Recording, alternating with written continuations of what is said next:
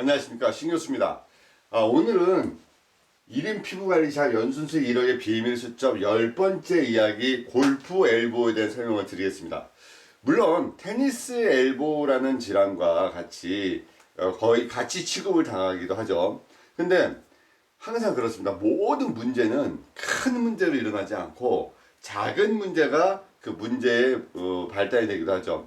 통증이라는 것도 그렇습니다. 우리가 허리가 아파요, 목이 아파요, 어깨가 아파요 라고 얘기하면 그래, 그 증상 때문에 이렇게 아플 거라는 큰 테두리는 신경을 쓰는데 이 팔꿈치 부분에 거기가 통증이 왔습니다. 그래서 골프 엘보예요, 테니스 엘보라고 하면 되게 우습게 봅니다. 그러나 손에 힘이 쥐어지질 않고 볼펜을 짚지를 못하고 손을 돌리지를 못하고 통증 때문에 어떤 거동도 못하고 새벽에 통증이 와서 잠을 제대로 못 자는 이런 증상들이 동반되기도 합니다. 테니스 엘보는 일반적으로 테니스를 많이 치는 분들한테 걸려서 왔다. 또 골프 엘보는 골프를 많이 하시는 분들에게 온다라고 이렇게 정의를 하고 과정 쪽에서 설명합니다. 근데 대부분의 제가 이제 임상에서 여러분들을 만나고 전국을 다니면서 여러분들과 같이 강의를 해보면 무조건 팔꿈치가 아프면 골프 엘보, 아니 테니스 엘보라고 얘기합니다. 테니스 엘보, 테니스 엘보, 골프 엘보도 테니스 엘보, 테니스 엘보도 테니스 엘보라고 하는 그런 자꾸 모순에 빠지게 되죠. 어떻게 하면 이 증상이 가장 완전하게 빨리 좋아질 수 있느냐라는 것을 참 많이 얘기합니다. 근데요, 구조적으로 한번 설명해 볼게요. 자, 여기 뼈가 있고요. 여기 뼈가 있습니다. 뼈하고 뼈 사이 가운데 근육이 이렇게 있습니다. 자, 그러면 이쪽 뼈를 연결하는 두 개의 선을 우리는 건이라 부릅니다. 건 또는 의학용어로는 텐던 또는 힘줄, 이렇게 부르죠. 힘줄, 텐던, 건, 힘줄이라 부릅니다. 근데 요 뼈와 뼈를 연결하는 얘는 우리가 리가멘트 또는 인대 이렇게 부릅니다. 자, 그러면 수기적인 요소를 할 때 문제가 주로 일어나는 것은 리가멘트하고 인대 쪽 문제가 별로 일어나지 않습니다. 문제는 요 뼈하고 근육을 연결하는 이 건 부분에서 문제가 오는데, 요 건이 예를 들어서 요렇게 자기만의 길을 왔다 갔다 하는 어떤 상황인데, 어떤 원인에 의해서 얘네끼리 요 선과 요 선이 부딪히게 되면 이렇게 붙게 되죠. 이렇게 붙게 됩니다. 그래서 그 동작을 할 때마다 부딪히면서 통증이 오게 됩니다. 우리는 이 증상을 건초염 또는 텐디나이티스라고 부르죠.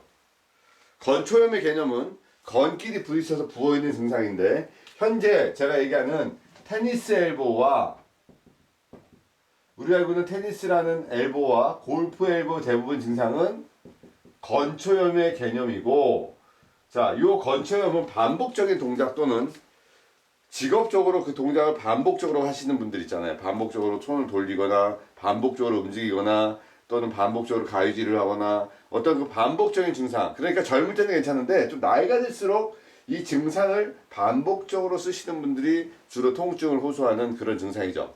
그래서 여러분들이 신경 써야 될 포인트는 여기라는 거예요. 건.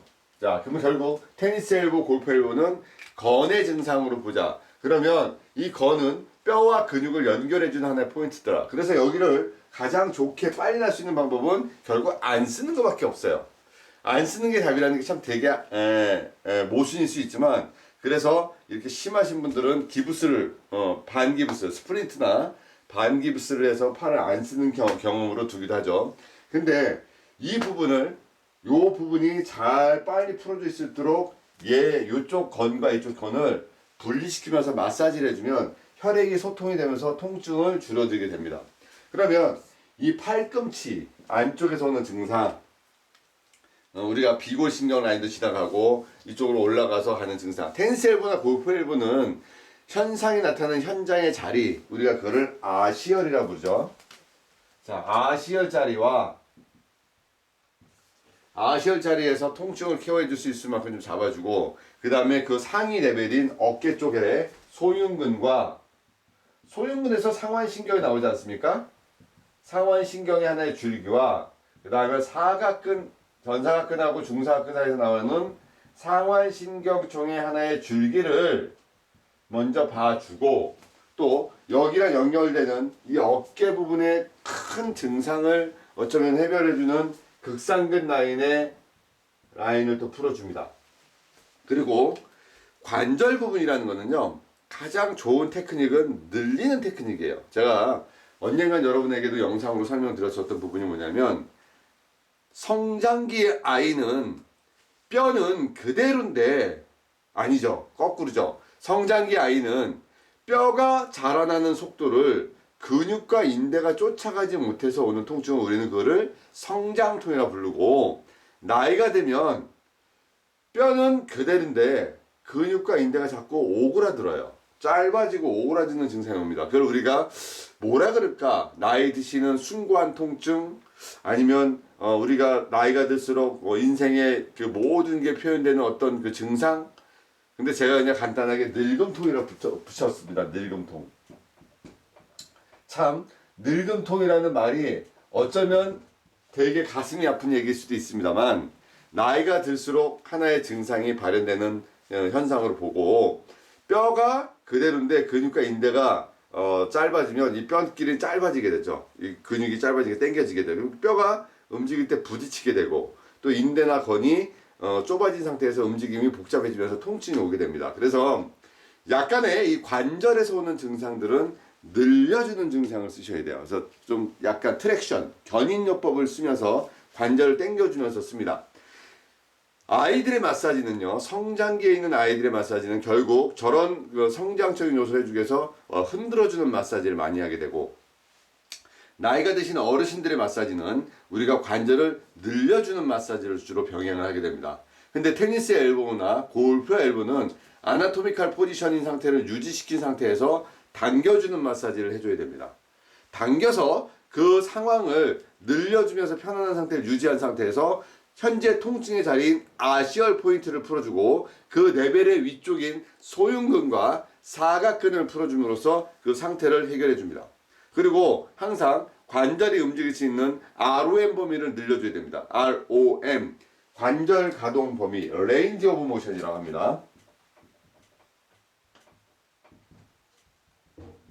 자, ROM 범위를 늘릴 수 있도록 충분히 관절을 여러분들이 패시브 엑서사이즈, 자, 관리해주는 사람이 그걸 도와서 그 운동 범위를 만들어주는 것을 수동 운동법이라 얘기하고, 그 아프신 분이 움직이면서 그 통증을 이기면서 하는 운동을 우리는 액티브 엑서사이즈라고 하잖아요. 근데 주로 본인들이 잘 못해서 통치 못하니까 여러분들이 관리할 때 잡아서 그 가동 범위를 늘려주면서 합니다. 또는 저항 운동도 해줘야 됩니다.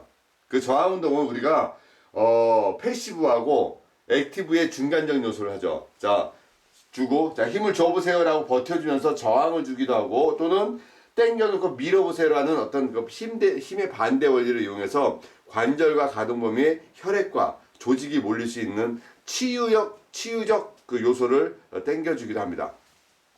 자, 테니스 엘보, 골프 엘보에 공식적으로 치료하는 패턴도 있습니다.